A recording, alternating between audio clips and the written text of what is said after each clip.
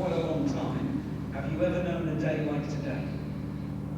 No, not really. It's been quite surreal, and it's been a real challenge, considering the staff and players were in our rooms until 6 o'clock this evening. We didn't get the results back until 5:30, and then had to make a few changes.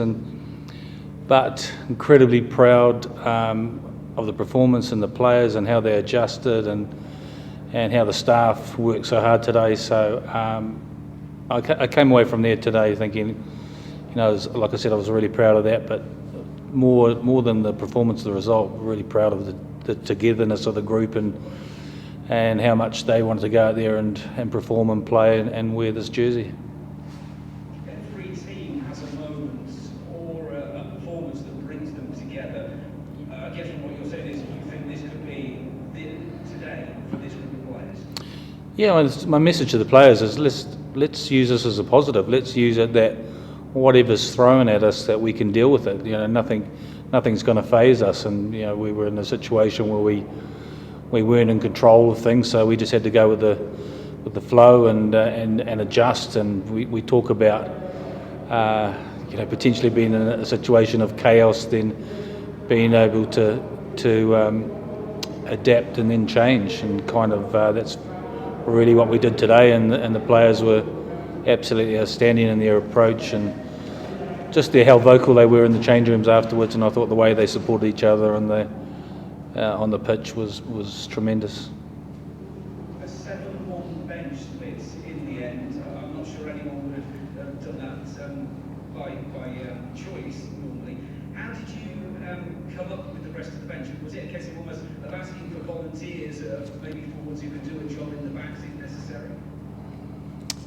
Yeah, a little bit like that. Yeah, so we had some close contacts that weren't available, and a couple of players were carrying just some small knocks, and so we had to change the 9 and 10 with Ali Price, who'd had a little bit of a quad, a hit on his quad, and so he fronted up, and then Owen Farrell as well, and so that was kind of, and then Finn Russell, his Achilles had been sore, so he went on the bench for us, and so those players doing those sorts of things, and then we weren't too disrupted with the forward pack and the bench, and Tyke Byrne had to come out, so Murray came in there, and then we put Hamish Watson and Tulupe Faletau just to cover.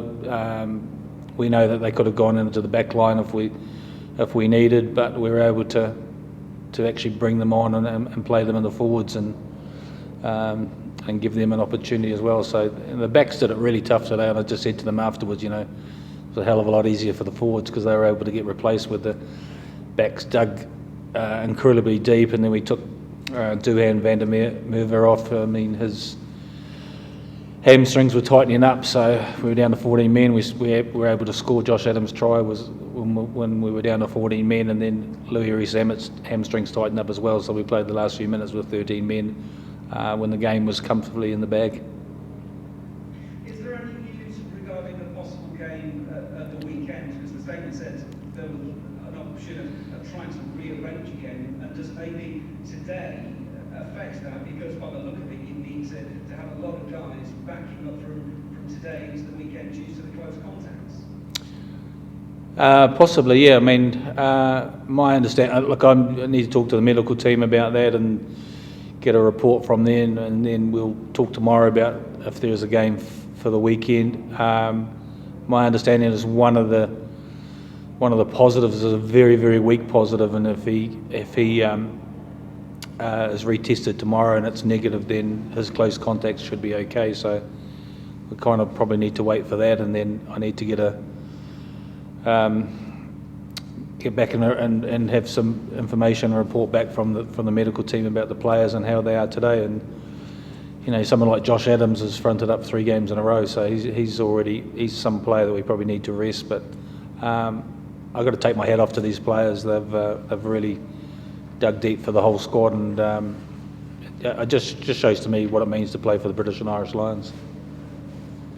Thank you, Warren. Cheers. Thanks, Andrew. Hi, Warren. Just back to the COVID situation and what you've experienced today, I just wonder what concerns you have now moving forward. Indeed, maybe concern with the viability even of the tournament?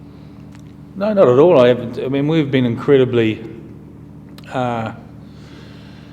vigilant in terms of what we've been doing as a group. I said we've been in this bubble for the last 4 weeks, and so we're not sure where it's come from. It's I think the challenging thing was when we first came into the hotel, where there was a number of the hotel staff that had tested positive and had to be removed, and so whether it's come from that or not, but I know all our tests had been negative up until today. So yeah, we'll just address it as it goes. I mean, we knew that there were going to be certain challenges, and we are hopeful that we can get things back on track and this test series can go ahead.